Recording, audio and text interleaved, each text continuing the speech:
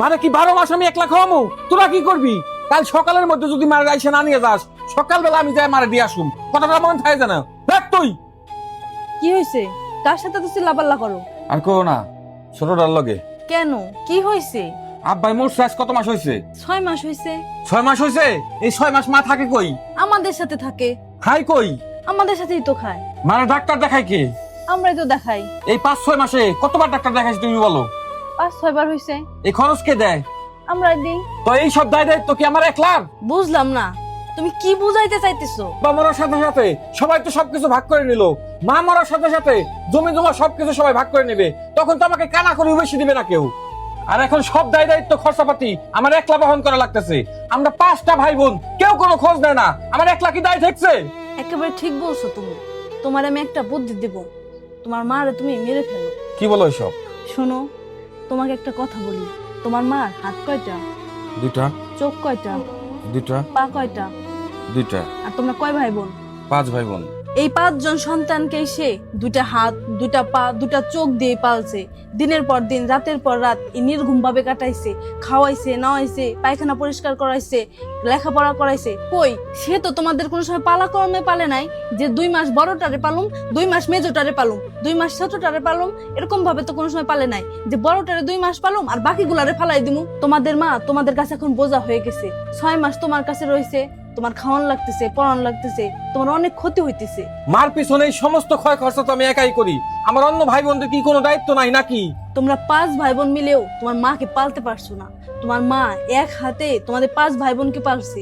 কোনো সময় বলে নাই 2 মাস একটারে পালমো আর 10 মাস ফালাই রাখো। কি বলতে চাইতেছো তুমি? তোমার বাবা যেদিন মারা গেল, সেদিন দুপুরে দাফন হওয়ার পরে বিকেলে তোমরা 5 ভাই বোন সব জায়গা জমি ভাগ করে নিলা। কই, সেদিন তো তোমার মার ভাগটা কেউ নিতে চাওনি। তুমি সংসারের বড় সন্তান, তোমার ভাই বোন কলা কৌশল করে তোমার মাকে তোমার মাথায় গসাই দিছে। তুমি সেদিন তোমার মাকে আনতে চাও নাই, মুখ কালা করে তারকে বাড়িতে নিয়ে আসছো। তারপর থেকে প্রতিদিন তুমি হিসাব নিকাশ করো তোমার মার পিছনে তোমার কত টাকা ক্ষতি হয়।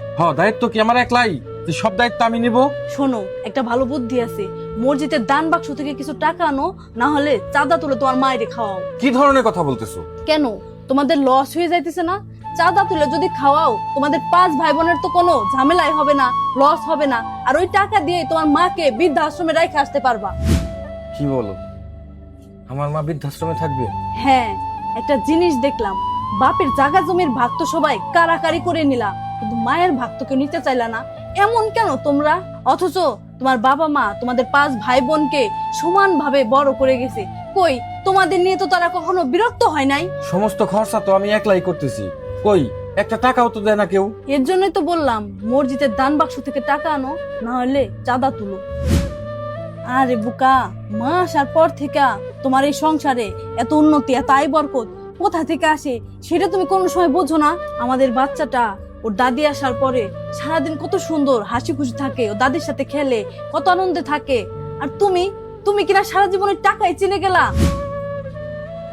আমি ছোটবেলায় আমার মা হারাইছি, মায়ের আদর স্নেহ পাই নাই, কিন্তু তুমি তো তোমার মার ভালোবাসা পাইছো, আদর পাইছো।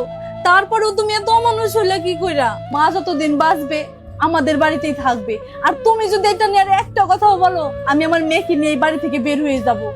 এই পৃথিবীতে মায়ের মতো আপন আর কেউ হয় না। যার মা নেই সেই বুঝে মা না থাকার যন্ত্রণা। মা কখনো বোঝা নয়, মা হচ্ছে সম্পদ, সবচাইতে মূল্যবান সম্পদ। তাই যাদের মা আছে তারা অবশ্যই যত্ন নিন। ভিডিওটি ভালো লাগলে ফলো দিয়ে পাশে থাকুন।